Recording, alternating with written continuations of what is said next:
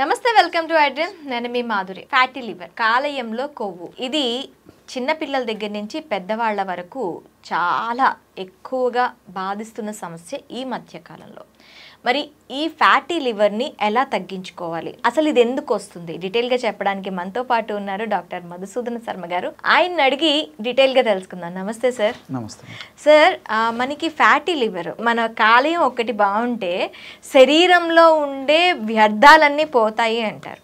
So అలాంటి కాలేయానికే ఇప్పుడు కొవ్వు చేరి అదే బాధింపబడితే ఇంకా శరీరం అంతా కూడాను బాధింపబడాల్సి వస్తూ ఉంటుంది. కాలేయంలో కొవ్వు చేరటం అసలు ఎందుకు జరుగుతుంది, దీన్ని తగ్గించుకోవడానికి మనం ఏం చేయాలి, అది కూడా మనకి దగ్గర చిన్న చిన్న రెమెడీస్తోనే ఏం చేయాలో చెప్తాను. ఓకేమ్మా, చెప్తానమ్మా.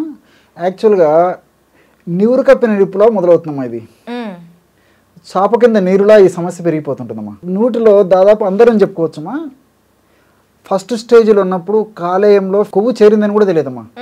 మనం ఏదైనా వేరే ప్రాబ్లమ్స్ ఉన్నప్పుడు కానీ ఏదైనా జనరల్గా డాక్టర్స్ దగ్గరికి పోయి జనరల్ చెకప్ చేయించుకున్నప్పుడు వాళ్ళు స్కాన్ చేస్తే స్కాన్లో బయటపడుతుందమ్మా. అందుకే నీరు కప్పిన నిప్పు అని చెప్పి చెప్పడం జరిగిందమ్మా. ఇది లోపల చెడుపు చేసేటువంటి చెడుపు చేస్తుంటుంది బాడీకి, కానీ ఒక స్టేజ్ వరకు బయటపడుతుందమ్మా. సో అందుకే అటువంటి పరిస్థితి కనీసం మనకు తెలిసినప్పుడన్నా మేల్కొని ఆ సమస్య తొలగించుకోవడం మంచిదమ్మా. సో దీన్నే ఫ్యాటీ లివర్ అని చెప్పేసి అంటారమ్మా. ఈ సమస్య వచ్చేందుకు ఏంటంటే మనం తీసుకునేటువంటి ఆహార పదార్థాలు, అదేవిధంగా మనం వ్యాయామం చేయకుండా ఉండడం, ఈ రెండు ప్రధానమైన కారణాలమ్మా. తీసుకునేటువంటి ఆహార పదార్థాల గురించి తీసుకున్నట్లయితే మనం ఎక్కువగా కార్బోహైడ్రేట్స్ ఫుడ్ తింటున్నామమ్మా.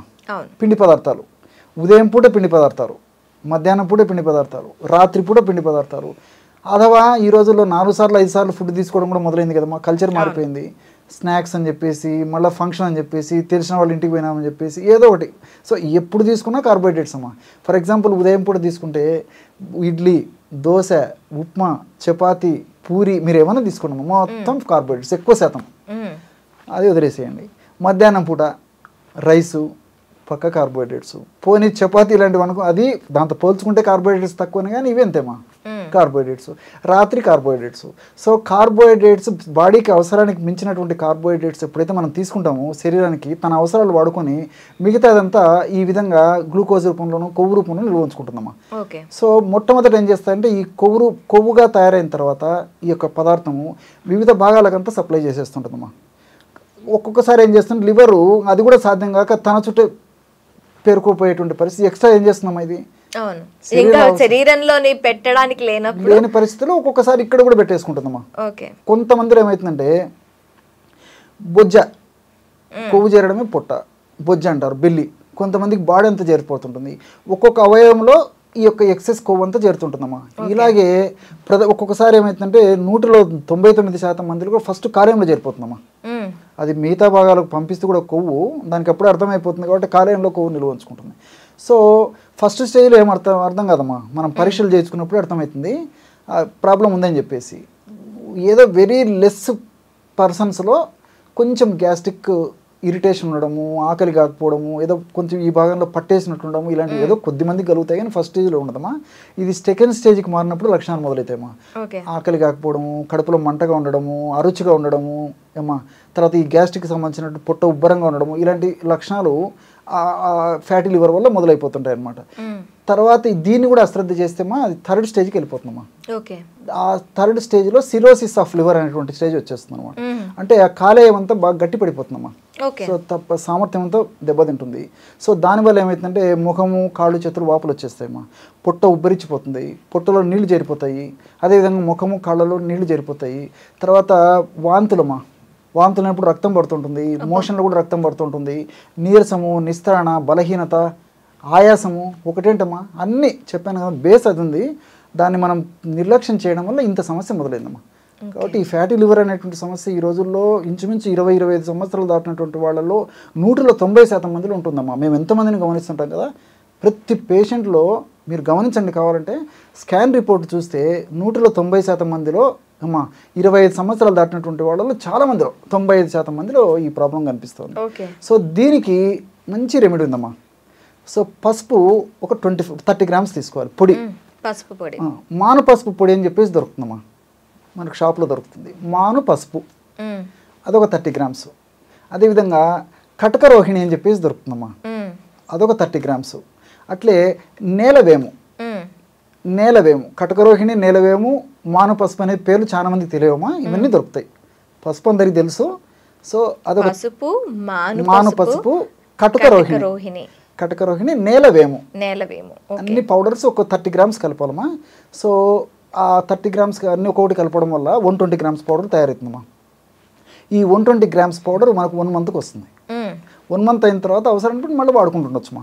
ఎక్కువ రోజులు వాడినా ఇబ్బంది ఉండదు. దీనివల్ల సైడ్ ఎఫెక్ట్స్ ఏముండదు, అన్ని సైడ్ బెనిఫిట్స్ ఉంటాయి. వెయిట్ కూడా తగ్గుతారమ్మా. లివర్లో చేరినటువంటి ఫ్యాట్కి మనం మందు వాడితే వెయిట్ తగ్గుతారు, ఈ యొక్క పొట్ట కూడా తగ్గుతుందమ్మా ఆ మెడిసిన్ వల్ల. అది బెనిఫిట్ అనమాట.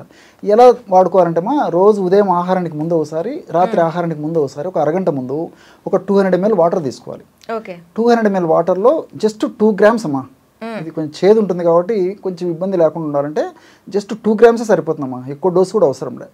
అంటే 1/2 టీ స్పూన్ కంటే కూడా తక్కువ కలిపేసేసి పొయ్యి మీద పెట్టేసి ఒక 100 ml నీళ్లు మిగిలేటట్టు మరిగించాలమ్మా. 200 mlలో మనం 2 గ్రామ్స్ ఆఫ్ పౌడర్ వేసి 100 ml మరిగించేసి దించేసేసి గోరువెచ్చగా ఉన్నప్పుడు వడగట్టేసేయాలమ్మా. వడగట్టేసేసి అవసరమైతే అందులో ఒక స్పూన్ ఒరిజినల్ స్వచ్ఛమైన తేనె కలుపుకోవచ్చమ్మా. అలాగే తాగలిగితే తాగొచ్చు. ఒకవేళ కొంచెం చేదు ఉంటుంది కాబట్టి కొంచెం ఆ బిటర్నెస్ పోవాలంటే ఈ యొక్క తేనె కలుపుకుంటే సరిపోతుంది. సో అట్లా ఉదయం ఒకసారి, రాత్రి ఒకసారి ఈ విధంగా రెగ్యులర్గా చేసుకోవడం వల్ల చాలా సమర్థవంతమైన ఫలితాలు కలుగుతాయమ్మా.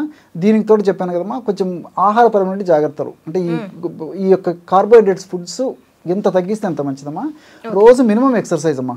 వాకింగ్ కానీ, జాగింగ్ కానీ, స్కిప్పింగ్ కానీ, రన్నింగ్ కానీ, స్విమ్మింగ్ కానీ, ఏది ఉంటే కనీసం వారంలో 5 రోజుల పాటు minimum exercise at least 1/2 hour to 45 minutes. చిన్న చిన్న రెమెడీస్ అమ్మా. మన ఆరోగ్యం మన చేతిలో ఉందని చెప్పేసి నేను అందుకే చెప్తుంటాను కదమ్మా. సో మనం తీసుకునే జాగ్రత్తలతోనే మన ఆరోగ్యం నుంచి మనం బయటపడవచ్చు. సో ఈ ఫ్యాటీ లివర్ సమస్య కూడా వెరీ కామన్ ప్రశ్నమా, కామన్ సమస్యమా. అది మీరు చక్కటి బర్నింగ్ ప్రాబ్లం గురించి అడిగారమ్మా. ఆ బర్నింగ్ ప్రాబ్లం చక్కటి రెమెడీ కూడా చెప్పానమ్మా. అంటే ఇప్పుడు ఫ్యాటీ లివర్ లేని వాళ్ళు, ఊబకాయ ఉన్న వాళ్ళు దీన్ని వాడుకోవచ్చు. ఎగ్జాక్ట్లీ అమ్మా. సో శరీరంలో ఎక్కడ కొవ్వు సంచితమైనా కొవ్వును కరిగించేటువంటి అద్భుతమైనటువంటి ఔషధ గుణాలు, రసాయన తత్వాలు ఈ 4 పదార్థాలు ఉన్నాయమ్మా. పసుపులు ఉన్నాయి, మాను పసుపులు ఉన్నాయి, కటకరోహిణులు ఉన్నాయి, తర్వాత లాస్ట్ చెప్పినట్టు నేలవేములు ఉన్నాయమ్మా. సో బొజ్జలో ఫ్యాట్ చేరిన వాడుకోవచ్చు, తర్వాత బాడీ అంతా ఫ్యాట్ చేరిన వాడుకోవచ్చు, నేను చెప్పినట్లు ఈ కాలేయంలో ఫ్యాట్ చేరిన వాడుకోవచ్చు. ఎక్కువ ఈ కంప్లీట్గా మేము ఇస్తుంటాం కాలేయంలో చేరిన దానికి. బట్ మిగతా ఎక్కడ ఎక్సెస్ ఫ్యాట్ ఉన్నా కరిగించేస్తున్నామా. Okay sir, thank you very much. Okay.